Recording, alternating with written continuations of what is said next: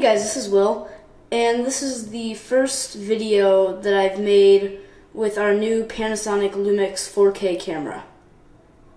So I'm going to do a startup of the Carrier Infinity unit.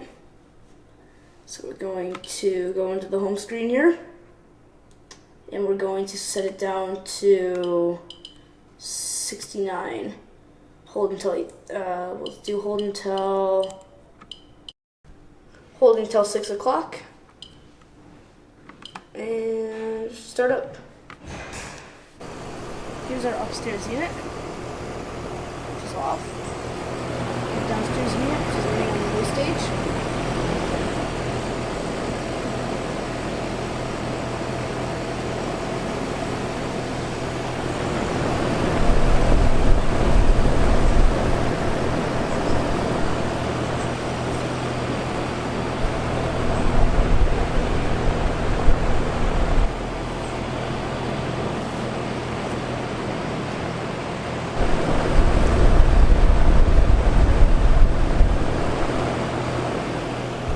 Copeland scroll compressor, 2-stage straight cool unit, Gentech fan motors, 3 Thermastat fan blades, very quiet.